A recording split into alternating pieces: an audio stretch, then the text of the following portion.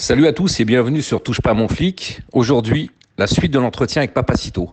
Les sujets, évidemment, la police et la justice. Deux policiers souhaitant garder l'anonymat nous ont rejoints pour cette conversation. Veuillez m'excuser pour mon micro trop près.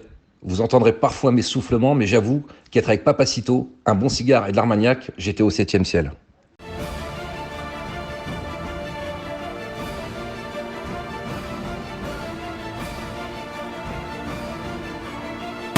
Dans l'hymne algérien, il y a un passage sur la France. En Algérie, quand tu chantes, tu sais, tous les pays du monde, leur hymne, c'est pour dire on est les plus beaux, on est les meilleurs, tout ça et tout, c'est très bien. En Algérie, ils disent, et eux, c'est des enculés, ils vont payer. C'est ça, c'est grosso modo, c'est la France, tu vas voir, c'est pas ça. Et donc du coup, cette haine, et j'ai compris, il m'a fallu 2 ans, peut-être 3 ans, à comprendre qu'elle me boufflait cette haine. Et donc j'imagine un gamin qui est dans la haine, et que tu n'arrives pas à lui faire comprendre que la haine, et je vais faire un parallèle même sur l'affaire Chouvia, ou même les Traoré, c'est-à-dire que pour soulager ta douleur, c'est de faire du mal, ça soulage ta douleur. Ça existe, mais et donc du coup, quand quelqu'un parle, quand quelqu'un parle avec les tripes, tu vois, on sent qu'il parle avec les tripes. Et là, le discours gauchiste, il s'effondre. Si on t'amène un fifre là, de la France insoumise, non, mais dans les cités, tu... Ta gueule. J'ai roulé 11h du soir en prenant des coups de pétanque sur le parking. C'était pour ça que je je voulais même pas qu'ils me donnent des sous, mais prendre en considération des collègues qui se disent voilà, je me fais traiter à chaque interpellation, j'ai une tête d'arabe, à chaque fois où je suis noir, à chaque fois c'est ouais, t'es dans le camp du mal. Donc on en était à, moi j'ai connu la génération Belmondo où le flic, voilà, il rentrait, mais une tarte dans la gueule et tout le monde applaudissait, tu vois. Et c'était réglé. Et tout le monde était content. Et tout le monde était content. Il n'y avait pas de la paperasse de partout. C'était terminé. Et moi je bois pas. Ah pardon, putain. Moi je bois pas. Moi je bois pas. Tu veux goûter le 86? Vas-y. Je vais tout goûter. Ouais, donc, alors j'imagine que tu feras les cuts et tout. Je vais refaire une intro pour dire qu'il y a des collègues qui sont arrivés entre temps et qui vont intervenir. Non, mais même peut-être qu'on fera même le truc. Moi j'aime bien quand c'est un vrai moment de vie, tu vois. D'accord. Mais après, tu peux le faire aussi, on verra. Ça marche. Donc, ce que je voulais dire par rapport au fait que, en fait, avant, c'était dans le sens commun que si tu fais quelque chose qui sort de la normale, il t'arrive des choses qui sortent de la normale. Quand tu fais un métier, je veux dire, quand tu vis normalement, tu n'es pas amené à être confronté à ce genre de situation. Moi, je ne me suis jamais introduit de nuit chez des gens, donc je n'ai jamais eu le risque de me faire plomber la gueule parce que je sais que c'est leur intimité, c'est leur chez eux et que ça, c'est sacré. Et jusqu'à il y a très récemment, déjà tout le monde était armé, ça c'est d'une part, jusqu'à très récemment dans nos sociétés, tu vois. Et ensuite, ça ne se faisait pas d'aller chez les gens, ça ne se faisait pas de rentrer. Non, mais même le voyou, il avait un code de déontologie. Bien sûr, tu faisais pas n'importe quoi, si le mec il était avec ses gosses et tout, tu faisais pas n'importe quoi, tu vois. Bon. Et là aujourd'hui, on est dans des situations où on a cherché à désarmer la population, et ceux qui doivent prendre le relais normalement, qui sont la police, sont aussi empêchés de faire leur métier. Donc il n'y a plus aucun obstacle entre ce qui peut t'arriver de terrible chez toi, donc il y a un mec qui peut rentrer, qui peut te faire des sévices, qui peut te violer ta femme, te cambrioler. Il n'y a même plus la police qui a le droit de venir l'exploser. Déjà, toi, tu l'as plus, ce droit-là. Et la police, c'est pareil, elle ne peut pas faire ce qu'elle veut. Moi, je suis pour qu'il y ait un retour à quelque chose qui me semble être la normale et qui est la normale dans toutes les autres sociétés du monde, qui est que quand tu rentres chez des gens, le foyer, c'est sacré, il n'y a rien de plus sacré que ça, il puisse t'arriver des choses pas agréables. Alors tu sais que la légitime défense, elle en parlait avant, c'est-à-dire que de nuit, je sais même plus si c'est d'actualité, parce que de toute façon, tous les juges, de toute façon, normalement, de nuit, tu as le droit, effectivement, mais pareil, tu peux te retrouver en garde à vue, voire... La sidération, c'est ça? Je sais pas. Ouais, c'est un petit peu ça. Tu sais pas à quel degré t'es attaqué, donc tu sais pas à quel degré répondre. En fait. Ouais, tout à fait. Et du coup, il y avait une jurisprudence de nuit. Ouais, mais c'est de nuit, c'est-à-dire, tu vois, c'est-à-dire 2 jours, t'imagines, t'as la nuit qui tombe, bon, bah c'est bon, tu restes. restes... La proportionnalité, la nuit, tu sais pas. Si il a un schlass de 40 cm. Ouais, puis surtout, par exemple, ça, c'est pareil, les gens qui n'ont jamais eu affaire à des situations de tension ne savent pas. Tu vois, regarde, ne serait-ce que dans un cadre sportif, d'accord? Donc il y a un ring, ok, c'est sécurisé, tout le monde a des gants. Tu mets quelqu'un de normal, tu lui mets en face quelqu'un, tu vois, il a des gants, donc il ne peut pas te tuer, tu vois, il va te mettre KO, il ne peut pas te tuer. L'état de stress dans lequel tu es dans un contexte sportif sécurisé, avec des règles et tout, déjà, 99% de la population, j'exagère, 95% de la population, ils vont être complètement désarmés. Ils vont prendre un KO au bout de 3 secondes, ils vont faire n'importe quoi, ils vont faire des trucs dangereux, ils vont se blesser. Imagine, dans un cadre autre que sportif, de nuit, sans être prévenu, tu sais pas qui c'est que tu as en face, il a peut-être un couteau, tu as les images en tête. Bien entendu que si tu n'as pas vécu au moins une situation de stress, tu ne te rends pas compte ce que ça veut dire quand il y a quelqu'un qui rentre chez toi pour te faire du mal. Ou même dans la rue, tu vois. Et en fait, les juges ou les gens qui votent ces lois-là ne sont pas des gens qui ont vécu des situations de stress. Ce ne sont pas des gens qui viennent de milieux où ça castagne de temps en temps, où tu avais affaire à des types dangereux. Quand tu as un peu bourlingué et tout, tu as eu des histoires, tu vois que ça peut très vite mal tourner, tu vois. Rien que sur une patate, hein, tu mets une patate dans la rue, le mec se réceptionne mal, il tombe sur la tempe, il meurt, tu vois.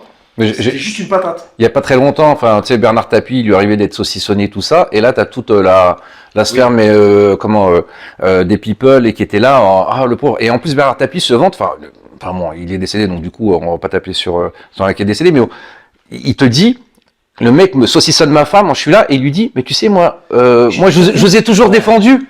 C'est-à-dire qu'il est encore dans la soumission. J'ai une question à te poser. Et l'autre lui dit, tu sais ce qu'il lui répond? Oui, je m'en bats les couilles. Va te faire enculer. Voilà. Oui, carrément. La population française qui ne s'appelle pas Bernard Tapie, qui ne vit pas là où il vit, c'est régulièrement qu'il y a des cambriolages, que tu as des histoires, que tu as des... On n'en parle pas, on parle pas de leur souffrance, parce que pareil, tu sais, j'ai parlé de l'affaire Zecler il y a pas longtemps. Bon, je suis l'ami de Michel Zecler, et donc, non, oui, exactement. Et j'ai fait un débat justement avec Alexandre Langlois hier, et pareil, je lui ai parlé de Michel Zecler, il me dit mais il a payé sa dette à la société parce que c'est un braqueur, c'est le mec quand même, c'était une belle pourriture. Alors effectivement, apparemment, il serait rangé de la société. Bon, il a pas de masque, il cannabis, il enferme des policiers chez lui. Enfin bref. Ça va mieux. Hein? Ça va mieux. Oui. Et moi je dis mais les victimes de Zecler, on en parle? Je sais pas, il a braqué des gens. Il a fait du mal à des gens. On n'en parle pas. Oui, mais lui, il a payé sa dette à la société. Mais on est dans une société où c'est le délinquant. Il faut tout de suite le réinsérer, tu vois. Mais j'aimerais bien un jour parler avec des victimes de Zecler. D'abord le profil de l'agresseur et son parcours qui va primer sur qu'est-ce qui s'est passé. Et notre échec, il est on lui a pas assez donné de malabar et de caresses sur la nuque quand il était jeune. On l'a pas assez amené en colo gratuite au ski. On l'a pas assez sucé globalement pour qu'il ne commette pas de meurtre. Non. En fait, chacun est responsable de ses actes. Et la preuve, il n'y a pas d'histoire de pauvreté. Les régions de France qui sont les plus pauvres, c'est la Lozère, entre autres. Tu vois, il y a la Lozère. Est-ce que, en Lozère, tu as des gonzes qui brûlent des voitures de leurs voisins? Je te coupe. Écoute, t'as pas entendu la sonnerie de téléphone de rien. Elle va te faire rêver, je te la verrai. C'est quoi? Jeanne, au secours. C'est Jean-Marie qui passe devant. Oui. Qui passe devant la statue de Jeanne et qui dit Jeanne, Au secours, j'ai vu ces images. Ouais, non, mais on est dans un renversement des valeurs et on vit dans une bulle et aucun Français, parce qu'ils voyagent peu, la majorité des gens voyagent peu, ne savent que, en fait, c'est une exception. Et ce qui me fait beaucoup rire, c'est que les mecs qui sont contre l'État policier et tout, où est-ce qu'ils partent en vacances? Non, parce que, on peut demander aux gens de gauche, pourquoi est-ce qu'ils aiment aller en Espagne? Pourquoi est-ce qu'ils aiment aller au Portugal? Et ils disent, c'est tranquille ici. Mais qu'est-ce qui fait la tranquillité? La tranquillité, c'est qu'il y a un mec avec un tonfa qui peut broyer la fif du moindre fils de pute qui commence à faire des fils de puterie. Parce que, en fait, il faut être cohérent. Quand tu votes pour qu'il y ait plus d'immigration, quand tu votes pour qu'il y ait moins de police, normalement, ta société parfaite, c'est le 93. C'est là où tu devrais aller passer les vacances. Non. Moi, j'aime l'histoire, j'aime l'ordre. vivre ensemble. Ben oui, non, mais par exemple, tu vois, moi j'aime l'histoire, j'aime l'ordre, j'aime la religion. Je vais dans des pays où le catholicisme est présent, où il y a de l'ordre, où, tu vois. Oui, mais ça, t'enfonces des portes ouvertes parce que même, tu vois tous ces mecs de LFI, tout ça. Enfin, dès qu'ils ont un peu de pognon, ils achètent dans les beaux quartiers. Ça, ils te parlent de mixité sociale, de vivre ensemble, mais finalement, dès qu'ils ont un peu de pognon, voilà, tu vois, ils font tout. Quand tu vas chez TPMP, ils sont tous dans le camp du bien, tu vois. Mais avec le pognon qu'ils gagnent, ils vont habiter dans les quartiers où des mecs comme moi, ils vont bien les protéger, tu vois. C'est ce qu'on dit, un votant FN, c'est un communiste qui se fait cambrioler 2 fois. Ah oui, il lui a fallu 2 fois pour comprendre alors. Voilà, à la fin, toute sa radicalité qu'il y avait à gauche, il la met à droite parce que ça y est, il a compris, tu vois. Et je suis sûr que Tapi, il a dû remettre quand même quelques petites choses en question. Je pense même pas. Devant lui. Non, je pense même pas. Je vais t'expliquer un truc. Il y a eu 30 000 ans à peu près de préhistoire, tu vois. Est-ce que tu penses qu'à la préhistoire, quand tu vivais une agression, tu rentrais, tu disais, bon alors attends, si je dis que tel mec de telle tribu m'a agressé, est-ce que ça va pas jeter l'amalgame sur sa tribu? Non. Tu allais voir ta tribu, tu prenais le mec le plus gaillard qu'il y avait, tu lui taillais un silex, tu le mettais dans une branche, tu lui disais, lui là-bas, est-ce que tu peux l'exploser, tu vois? Et en fait, il y a un renversement en France, c'est que tu es conditionné pour te demander, c'est que tu fais un travail que te force à faire le journalisme, en fait, tu vois, où ils te disent, est-ce que si je me plains de ce que ce mec m'a fait, et s'il n'a pas la même religion que moi ou la même ethnicité que moi, est-ce que c'est pas un peu raciste d'aller rapporter ce crime-là? Et il y a plein d'exemples où tu as des gens qui se font agresser, et pour ne pas alimenter l'extrême droite. Donc en fait, pour ne pas décrire le réel, ils vont occulter. Tu vois, par exemple, le flic qui a tué George Floyd, on a su qu'il était blanc au bout de 0,5 secondes chrono, tu vois. Quand il y a des affaires, on change les noms. Si tu braques une femme enceinte en Afrique, qu'est-ce que tu penses qui se passe? D'abord, il n'y a pas de jugement, je pense que c'est sur... C'est les villageois qui t'attrapent, ils te déchirent, ils te mettent des pneus, ils mettent de l'essence et tu prends feu. Parce qu'en fait, tu as troublé la tranquillité, qui est quelque chose de très important dans les sociétés encore traditionnelles. La tranquillité du groupe, c'est quelque chose qui est sacré. Si tu viens troubler cette tranquillité, tu es un malade mental. Non, mais personne... Donc il faut te brûler. Voilà, même personne en plus, enfin, je pense pas que ça se passerait aujourd'hui. C'est-à-dire que le mec ne ferait pas un acte aussi odieux. Il sait très bien que ce qu'il attend. Alors, je t'expliquais pourquoi il y a des... En fait, en Afrique, c'est que tout se passe bien jusqu'à que ça se passe plus bien. Et là, par contre, c'est 500 mecs qui mettent 500 coups de machette à 500 autres mecs, tu vois. Mais le reste du temps, c'est tout calme. Pourquoi? Parce qu'en fait, c'est très important la tranquillité de la communauté, tu vois. Bon. Et les mêmes, parce que pendant Black Lives Matter, tu avais des types qui sont des descendants d'immigrés. Moi, là où ça m'a le plus sauté aux yeux, c'est avec la famille Traoré. Au Mali, les crimes d'Adama Traoré au Mali, parmi les crimes qu'il a commis, il y a la peine de mort qui est mise en place. Donc dans le pays de ses ancêtres, c'est-à-dire de ses parents, hein, il y a la peine de mort pour des trucs pour lesquels en France, il y a des manifestations et tout. Il y a une incohérence, si tu veux, où les mecs ont acté qu'on est dans un pays laxiste, hein, et qu'en fait ce laxisme doit être permanent, il ne doit pas être remis en question, et tout le monde doit être content que, finalement, tu aies le droit de faire 500 fois le même crime avant que ça tombe. Et bien, à la préhistoire, en Afrique, au Moyen-Âge en Europe et jusqu'en 1975 en Espagne, quand tu faisais un truc comme ça, mais tu te faisais exploser la gueule, c'était la peine de mort. Tu vois. Mais le contexte Adama Traoré, il est quand même assez exceptionnel. C'est-à-dire c'est quand même un violeur, c'est quand même une famille que de voyous, de criminels, ça va du viol, hein. Traoré il a violé, voilà, et ils arrivent à en faire une icône. C'est quand même incroyable. Dans un pays, je vais te dire, en fait, on est dans un pays où la victime a toujours l'agresseur a toujours une raison dont il n'est pas le. Non mais ton lapsus il est bon, hein. L'agresseur, c'est la victime. Oui, voilà, c'est ça. C'est exact, ton lapsus c'était bon, hein. Il est victime, il est plus victime que la victime qui l'agresse. Il a toujours une raison d'avoir fait ce qu'il a fait. Mais alors c'est génial parce que par exemple, tu vois, regarde, je vais te prendre un exemple très simple. On prend un mec issu de l'immigration, il fait une dinguerie, on va lui trouver des excuses par rapport à la pauvreté et tout. Tu vois ce que je veux dire? Bon. Moi, je vais faire la même chose, ou un mec de la classe moyenne, identifié comme étant en milieu rural, tu vois. T'es quand même un fils d'immigré, hein, calme-toi. Hein. Oui, c'est vrai. On va prendre un Français pur, tu vois, avec que des ascendants français. S'il fait le quart de ce que fait un mec comme ça, on lui trouvera pas ces raisons-là. On va dire, ah non, lui... Et en fait, c'est une forme de discrimination, parce qu'on estime que tu as des gens qui sont naturellement voués à faire des crimes, et donc du coup, il ne faut pas être sévère avec eux. Et il y en a d'autres qui naturellement ne seraient pas voués à faire des crimes, donc quand ils en font, c'est vraiment anormal et on leur trouve pas de raison et on les allume, tu vois. Mais en fait, c'est ça le vrai racisme. Si tu veux, le vrai antiracisme, c'est de dire, quelle que soit ta couleur, ta situation sociale, tu es responsable de ce que tu fais. Non, mais sur un pied d'égalité. Exactement. Sur un pied d'égalité. Et en fait, on défend des trucs que devrait défendre la gauche. Quand on dit, la racaille, c'est le premier mec à emmerder ses voisins autour, si tu veux, parce qu'ils ne vivent pas dans les quartiers des politiques de gauche. Donc, si tu veux, eux, dans leur tête, c'est « Ah non, mais si je m'en prends, moi en tant que bourgeois, parce que c'est tous des bourgeois, les politiciens, tu vois, ils se disent, moi en tant que bourgeois, si je m'en prends à ces mecs-là, à la racaille, je vais vraiment passer pour un riche qui conspue... Non, non, non. En fait, il y a des gens qui grandissent en cité qui se comportent normalement. Donc ça ne veut pas dire que la cité te force obligatoirement à être... Là, mais j'en sors. Mais voilà. Mais il y a plein de... Donc en fait, cet argument, c'est ce que je disais par rapport à la Lozère, où tu as un niveau de pauvreté énorme. Les gens ne se votent pas dans la criminalité. En plus, il parle tout le temps de stigmatisation, mais c'est une vraie stigmatisation du pauvre. Ouais, t'es pauvre, alors donc les 99% de pauvres qui se tiennent bien, c'est-à-dire tu dois les culpabiliser en disant mais t'es con, t'es pauvre, t'as le droit. C'est une vraie culpabilisation du pauvre. Non, non, je suis désolé, c'est parce que t'es pauvre que tu peux voler, que tu peux... Alors effectivement, après c'est Jean Valjean, c'est... voilà, mais c'est parce que on n'en est pas là, tu vois. Alors attends, Jean Valjean, il crève de faim, parce que... Non, mais c'est autre chose, c'est un autre monde. Tu vois ça. Oui, non, mais ce que je veux dire... Non, mais c'est ce qu'ils ont gardé. Oui. C'est ce qu'ils ont gardé, tu vois. En fait, la gauche, quand elle pense que Adama Traoré, c'est Jean Valjean... Ah, mais écoute... Oui, mais ça, c'est plein de baguettes de pain, c'est une fourchette, lui. Il est plus... On reste dans l'art de la table. Non, mais c'est très intéressant que tu dis ça, parce que regarde, Jean Valjean, non, mais c'est très intéressant, parce qu'en fait, on a un esprit par rapport au criminel qui est très 19e-iste. Tu sais. On le traite comme étant une espèce de type qui finalement il n'a pas eu de chance. Hein. Il s'est fait massacrer au bagne, il a Javert au cul, il est pauvre, il y a une miche de peine toutes les semaines. Non mais attends, et nous on est les Thénardier. Vous êtes les salopards. Et en fait, ce qui est génial, c'est que tu prends la pauvreté du 19e, là, à la limite, il y a des trucs, on peut pas les excuser, mais on peut les expliquer. Ah, même pas, tu peux l'excuser.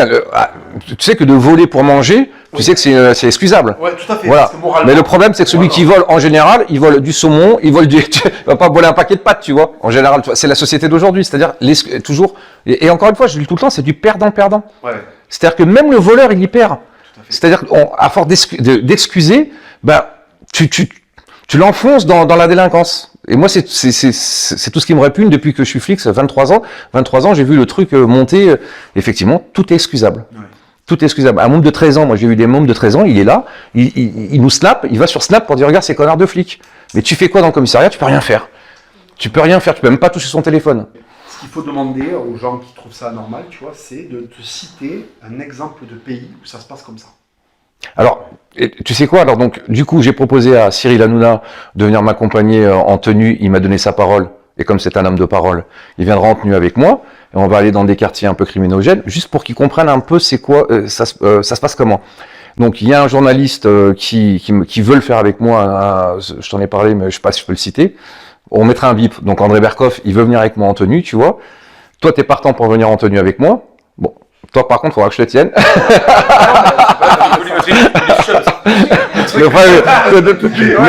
Mais non, tu sais, je te mettrai une laisse, t'es derrière parce que tu sais, non, mais calme-toi, tu sais, attends, c'est la police de proximité, tu sais, ouais, voilà.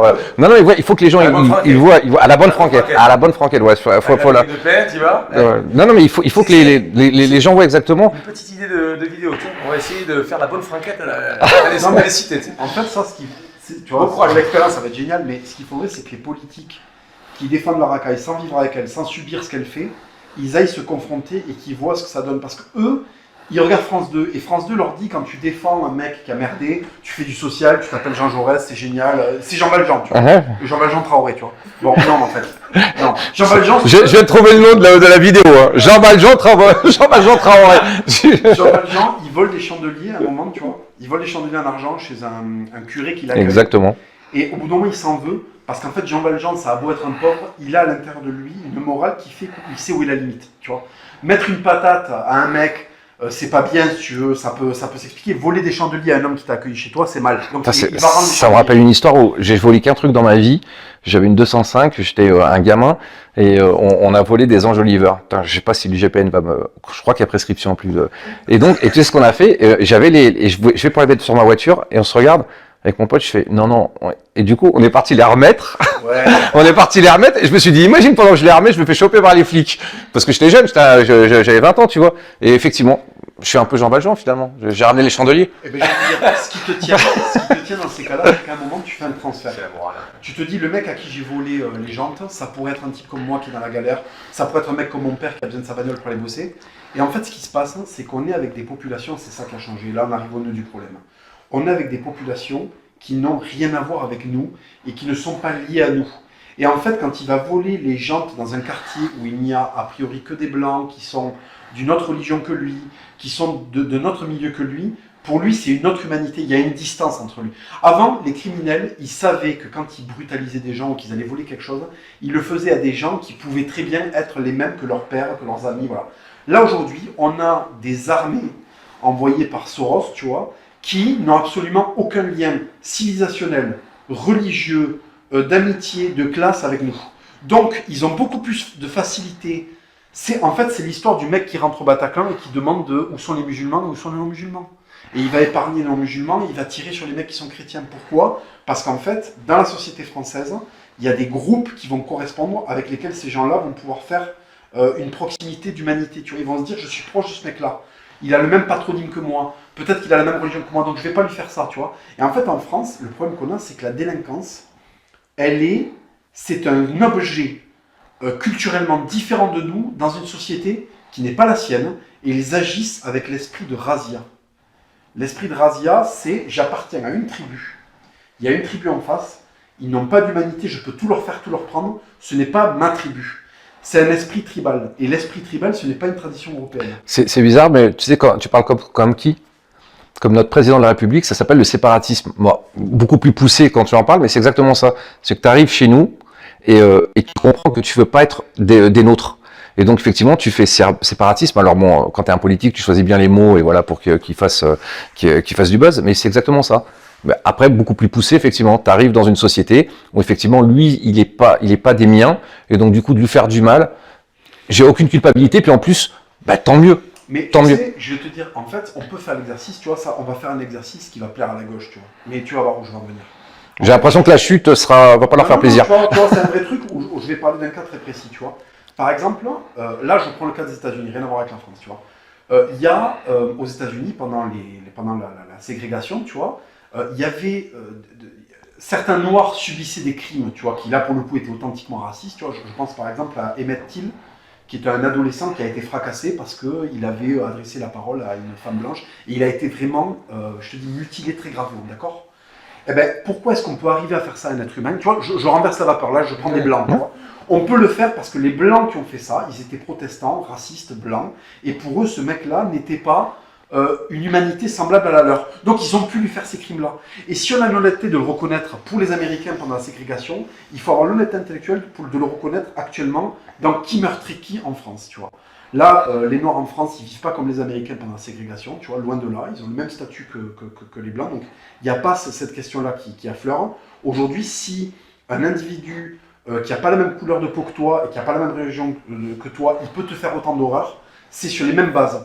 C'est qu'il ne se voit pas en toi, et donc ce qu'il te fait, il le fait quelque part à une humanité qui est différente, à un autre type d'homme, tu vois. Donc, si on est capable de faire cet exercice-là, la gauche, tu vois, là, je te fais une démonstration limpide. Si je suis capable de dire que les Blancs peuvent déshumaniser un Noir dans un contexte extrêmement raciste et tout, parce qu'il n'est pas comme eux, ben, d'autres populations peuvent le faire à notre égard. Et je pense que, par exemple, dans la famille Traoré, ils se sont permis de faire des trucs parce qu'ils avaient en face d'eux des gens qui ne leur ressemblent pas, et ils se sont dit, je suis plus tenu par les limites que j'ai vis-à-vis des miens.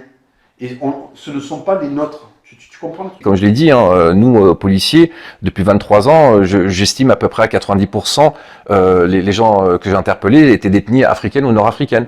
Et donc ça se tient ce que tu dis. Ça se tient ce que tu dis. Après, il ne faut pas oublier le vrai sujet, c'est le nombre.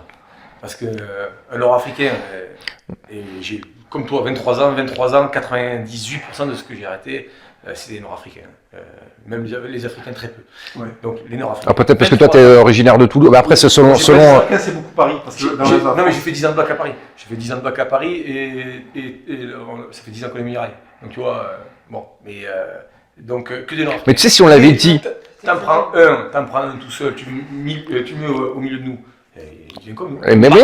T'en prends 150, tu le mets au milieu de 3, il reste comme eux. Et ce discours, il est de toi ou parce que ce discours, c'est celui de Zemmour. Et il a raison, c'est le nombre qui fait tout. Tout à fait. C'est le nombre qui fait tout. Et d'ailleurs, c'est là où moi je conteste l'idée de racisme. Quand tu as par exemple des Maghrébins ou des Africains qui sont insérés dans la société, tu vois, et qui sont pas assez nombreux pour se dire je vais pas vivre à la française, je vais vivre. Parce qu'en fait, quand tu es dans un immeuble où il n'y a que des gens qui ont ton origine, tu parles ta langue, tu vis comme tu vis au bled, et tu ne t'insères pas en France. Donc, en fait, c'est pas la question, tu vois, et c'est là où on n'a pas un discours racialiste, c'est que c'est pas la question d'être nord maghrébin, c'est la question du nombre. Là, tu vois, par exemple, dans la ville où on est, t'as deux familles que je connais qui sont des familles maghrébines, ils sont ouvriers agricoles. Il n'y a absolument aucun problème. Parce que c'est deux familles. L'assimilation. Hein? L'assimilation. Ils sont comme nous. Il n'y a absolument aucun problème. Et nous, on n'a pas de problème parce que si tu vois finalement toute la vague d'immigration qu'on a eue, il y a ceux qui se sont assimilés, et qui, comme toi d'ailleurs, espagnols, et qui sont français, qui aiment la France, et ceux qui n'étaient pas d'accord, et en plus ils sont même pas répréhensibles. J'aime pas ta culture. Ils ont fait quoi les Italiens? Je crois que c'est plus d'1,5 million d'Italiens qui sont retournés en Italie. Ils sont repartis en Italie, ouais. J'aime pas ta culture. Bah écoute, c'est respectable. Ouais, c'est respectable. Ils sont partis. Pourquoi? Parce que tout simplement ils étaient sincères et ils se disent bah non, moi je. Oui, mais alors là se superpose un truc, c'est qu'il y a en fait par-dessus, parce que c'est là où on rentre dans des questions qui sont spécifiques. Dans ces populations, tu vois, criminogènes, il y a déjà le sentiment d'impunité, la distance que tu mets par rapport aux indigènes blancs, parce que les blancs en France sont des indigènes. Oui, mais l'indigène c'est celui qui vit sur place. Voilà, l'indigène c'est celui qui est là. Donc l'indigène en fait, déjà tu as une distance avec lui de ton ethnicité d'une part. Ensuite il y a le nombre qui fait que tu te dis bon, en fait on est bien représenté, donc on peut faire deux camps. Tu vois, on peut faire deux camps. Ensuite, il y a le religieux qui porte en lui une confrontation qui n'a pas été réglée. Parce que moi j'aime bien les mecs qui nous disent non, mais il n'y a pas de subdivision. Loulou, les croisades ça a commencé en 1096. Ça a fini, ils ont pris Constantinople et la question elle s'est jamais réglée 500 ans plus tard. Tu vois. Donc en fait, il y a quand même entre l'islam et la chrétienté, des petites confrontations. Le dernier génocide de musulmans sur des chrétiens, c'est... bon, il y en a eu des micros en Afrique et tout, mais d'ampleur, c'est l'Arménie, c'était à peine au début du XXe siècle, tu vois ce que je veux dire. Donc il y a une confrontation entre ces deux religions, il y a un truc, on ne peut pas éluder la question. Quand tu as une distance ethnique, religieuse, qu'en plus cette religion porte, parce que les bouddhistes, ils n'ont pas de concurrence avec nous. On n'a pas massivement affronté des bouddhistes dans notre histoire. Alors que l'islam et le catholicisme se sont heurtés de manière très violente. Et qu'est-ce qui se passe? Tu as la colonisation par-dessus. Tu as cet antagonisme, et là, il y a des mecs qui veulent régler des comptes. Ils veulent se venger, il y a des complexes historiques. On a eu une guerre avec l'Algérie il y a très très peu de temps. Ce n'est pas réglé. Tu as encore des protagonistes de cette guerre-là qui sont vivants. Je vais juste aborder un truc. Tu sais que dans l'hymne algérien, il y a un passage sur la France. En Algérie, quand tu chantes, tu sais, tous les pays du monde, leur hymne, c'est pour dire on est les plus beaux, on est les meilleurs, tout ça et tout, c'est très bien. En Algérie, ils disent, et eux, c'est des enculés, ils vont payer. C'est ça, hein. C'est grosso modo, c'est la France, tu vas voir, c'est pas fini, tu vois.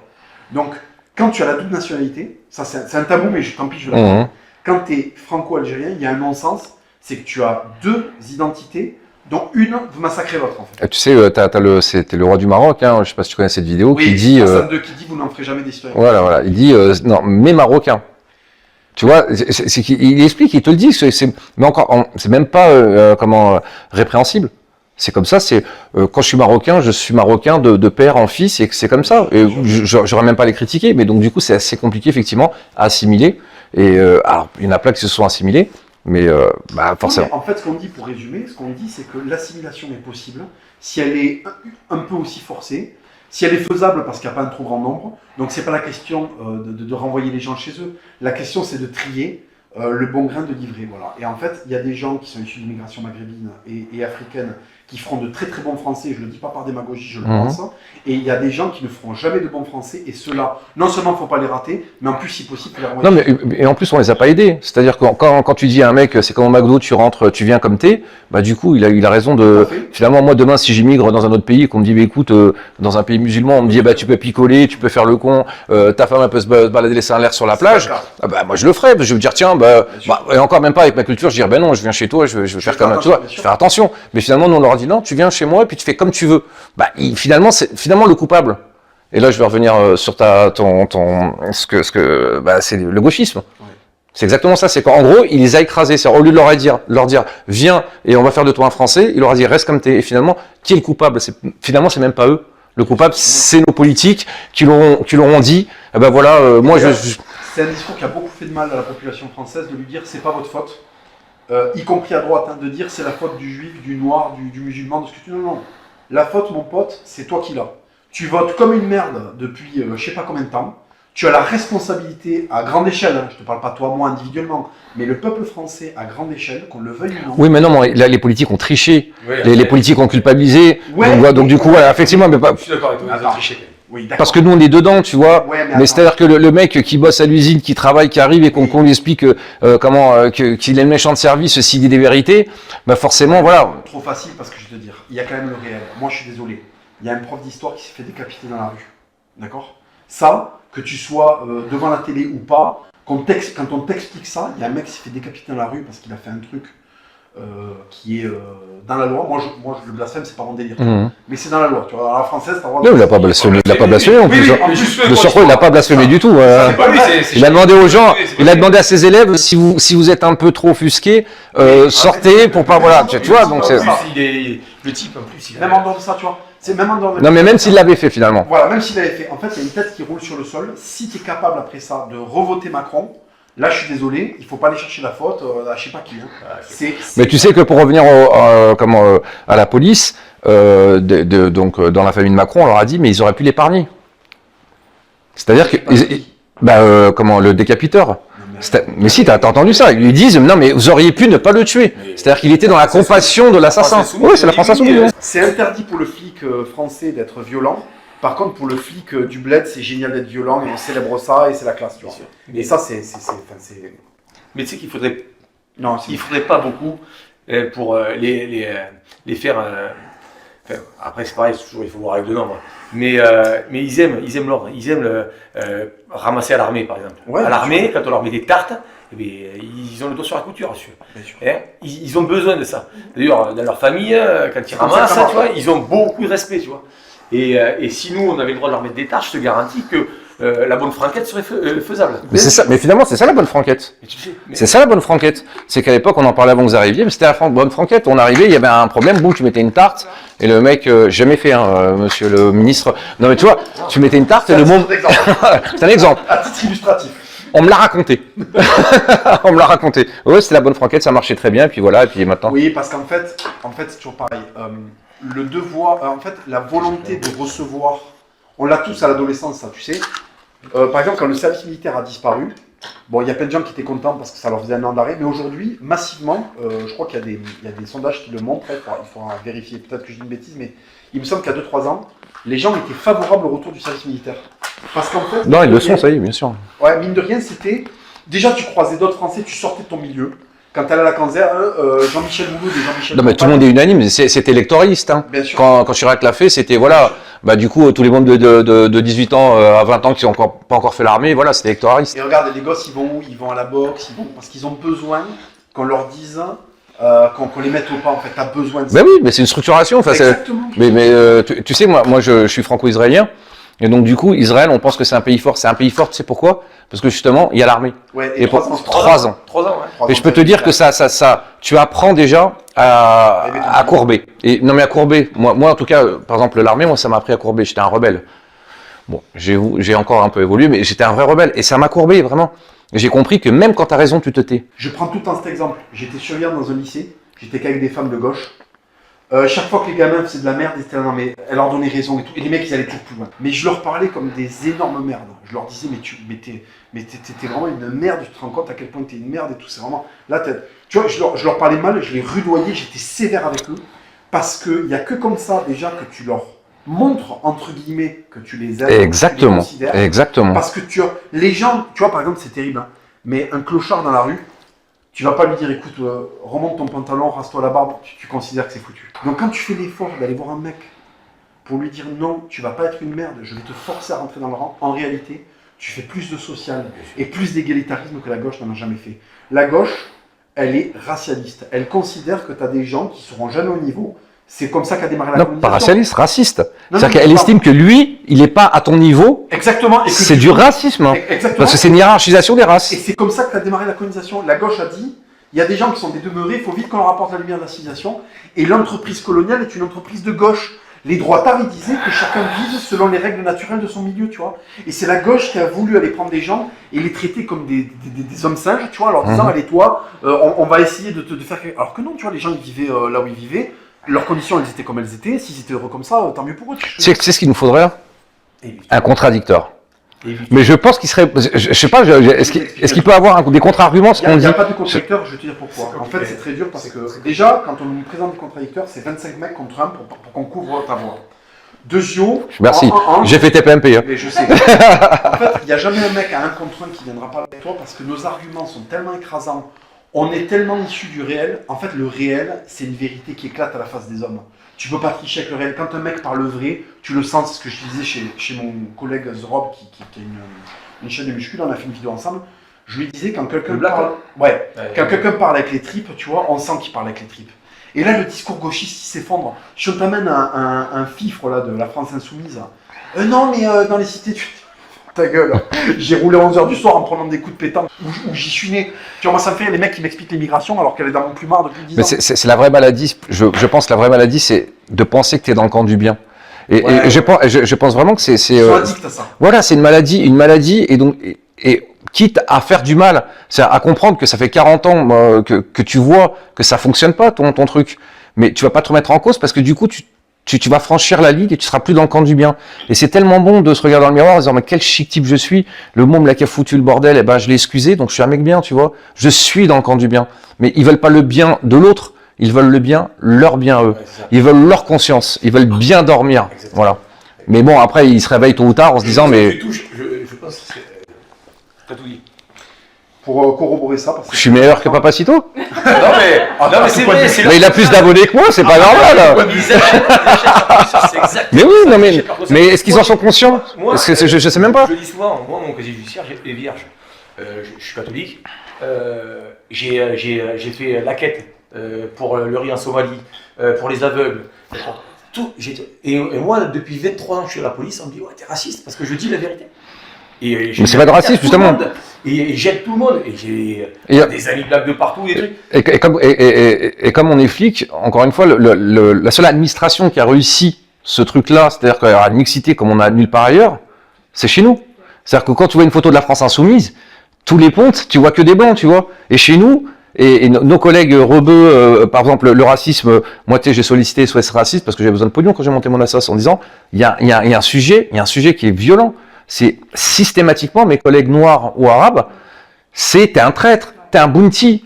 Je parle même pas des femmes, ou je donne pas mes papiers parce que c'est une femme, je veux pas être verbalisé par une fois, et donc du coup, mais quand tu vas les solliciter, encore une fois, et de toute façon on le voit maintenant aujourd'hui, beaucoup d'antiracistes, Tarboif, machin, ils ont été condamnés pour racisme. C'est-à-dire que finalement tu te vois que c'est eux les pires. Et ils t'ont donné des sous ou pas? Hein? Ils t'ont donné des sous? Ah non, mais moi... À la base, c'était pour ça que je suis allé voir. Mais je voulais même pas qu'ils me donnent des sous, mais prendre en considération des collègues qui se disent, voilà, je me fais traiter à chaque interpellation, j'ai une tête d'arabe, à chaque fois où je suis noir, à chaque fois c'est, ouais, t'es dans le camp du mal. J'ai une anecdote qui est très révélatrice sur ça. J'étais dans mon petit village en Espagne où tout le monde se connaît, où ma grand-mère est née, son père est né là-bas, enfin tu vois, c'est vraiment le village de ma famille d'origine. J'y suis allé. Et il y avait une moissonneuse-batteuse qui était très vieille et qui était exposée, tu sais. Et moi, j'étais en train de, je sais pas pourquoi, me donne pas, j'étais gosse, j'étais en train de faire des trucs de mongol dessus, taper avec des cailloux, j'étais en train de défoncer le truc. On s'amusait à jeter des pierres dessus. Et il y a un paysan qui passe, un berger d'ailleurs, qui passe, il regarde ça, il fait comme ça avec la tête et il dit rien. Tu sais, il dit rien, d'accord? On continue, et là, il y a un deuxième mec qui passe, et il m'attrape, et il me met une fessée, et il me dit, celle-là tu la prends parce que j'aime ta grand-mère. Donc le mec, je vais t'expliquer le truc qu'il y a derrière. Le mec en fait, il aime ma grand-mère, donc il me corrige, il prend sur lui de me corriger, alors que c'est pas lui de le faire, par amitié pour ma grand-mère. Et en fait, ça, il y en a un qui s'en foutait de moi, qui s'en foutait de ma famille. C'est celui qui est passé. Qui s'est dit... allez, je peux te raconter la même histoire?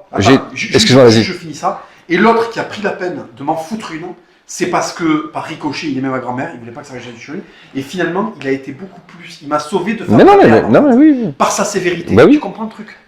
Donc, j'ai la même histoire. Moi, j'étais au SAIP 9, c'est le service judiciaire du 9e arrondissement, et quand on arrivait, moi je travaillais de nuit, on récupérait tous les mondes qui avaient fait des vols à étalage au printemps, à Galerie Lafayette. Et systématiquement, quand je les avais, je leur disais, tu vois, regarde, on va voir si ton père ou ta mère qui va venir te chercher, quand elle vient le chercher, si te met une tarte, c'est qu'il t'aime. Si tu mets une tarte, c'est qu'il t'aime. C'est-à-dire, t'as volé, tu lui fais la honte. Tu lui fais l'archum, t'arrives, tu viens et t'as volé, quoi. Alors, il y avait les parents qui engueulaient leur fils, pas parce qu'il avait volé, parce qu'il s'était fait attraper. Je sais. Mais il y avait les parents, je dis, toi, si ton père, il te met une tarte, c'est qu'il t'aime. Et je te promets, mais ça arrivait plusieurs fois, où le môme, il prenait une tarte monumentale, et il me regardait, et il me faisait un petit sourire, je lui dis, t'as vu, mon père, il m'aime à moi. Voilà. La sévérité d'un père, moi, tu vois, par exemple, et ça n'empêche pas des démonstrations d'affection, tu vois. Moi, j'avais un père qui était très affectueux, qui était démonstratif dans l'affection. Par contre, quand on faisait de la merde, mais on prenait des récupérations de volets monumentales. Et ce double truc, c'est pour ça que moi, je suis pas dans un discours où il faut éliminer le social complètement.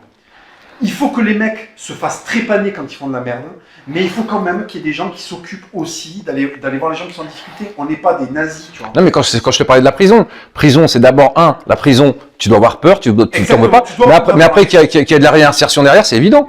Mais eux, ils veulent faire la réinsertion, le mec qui n'a pas mis le doigt de pied dans le truc, on veut déjà le réinsérer. C'est-à-dire, le monde qui a eu 11 sur 20 toute sa vie, lui, on l'aidera jamais, mais celui-là qui a foutu la merde toute sa vie, le premier doigt de pied, tu veux faire quoi? Tu veux faire des études? Tiens, il y a des profs, tu peux.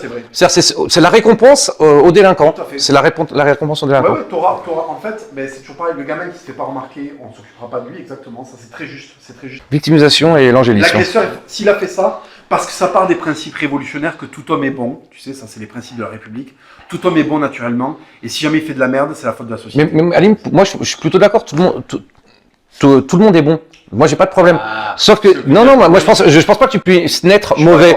Mais sauf que dès que tu cadres un monde qui pourrait partir dans le mauvais, dès que tu le cadres, tu verras qu'il pourra aller, moi, en tout cas, je pense qu'on peut sauver. Je dis tout le temps, il n'y a pas de méchanceté. Il y a de la jalousie, il y a de la bêtise, mais la méchanceté, je pense pas qu'on puisse naître avec quelque chose de mauvais. En tout cas, moi, je le pense comme ça. Après, il y a la folie. Et la folie, il y a beaucoup de gens qui pensent que le mec, le violeur, le pédophile, machin, c'est une maladie. T'avais des mecs dans C'est une maladie. Ils avaient des parents normaux, ils avaient grandi comme leurs frères, et par exemple, ils torturaient des animaux jusqu'à je sais pas quel âge. Tu vois, t'as des gamins, il y a toujours un moment où les gamins sont un peu pervers. C'est comme ça, c'est la construction de l'être humain.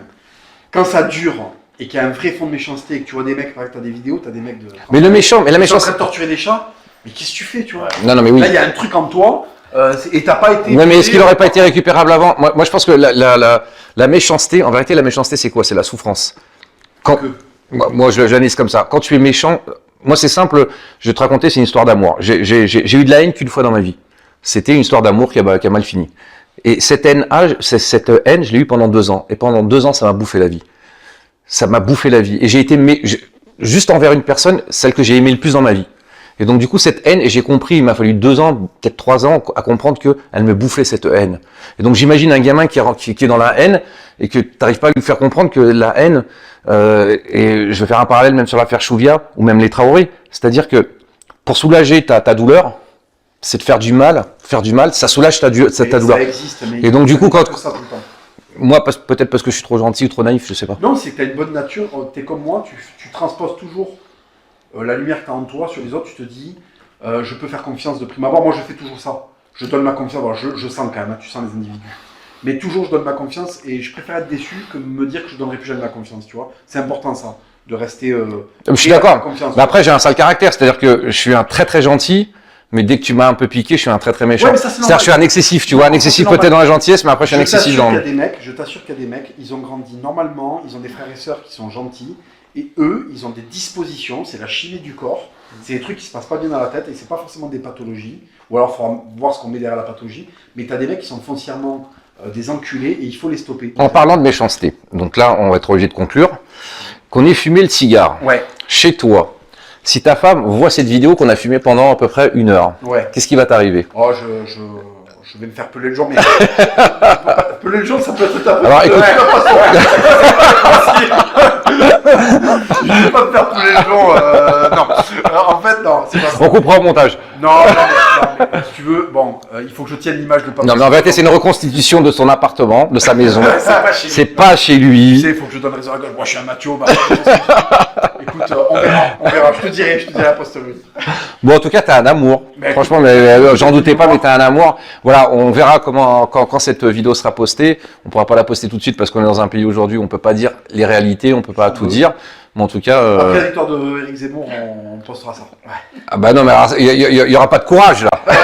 Ça sera pas très courageux là. Donc du coup, on verra quand on la poste. Mais merci, t'es vraiment un amour. Merci Bruno. Vraiment, merci à toi, merci à toi. Puis ça a été une super rencontre. Mais écoute, j'espère qu'on se reverra. Bonjour à tous les collègues des forces de l'ordre qui ont un métier pas facile et qui sachent que toute la population française ne déteste pas, bien au contraire. Il dit collègue, hein. Il croit qu'il est dans la boîte, hein. Mais il boit pas assez pour être flic.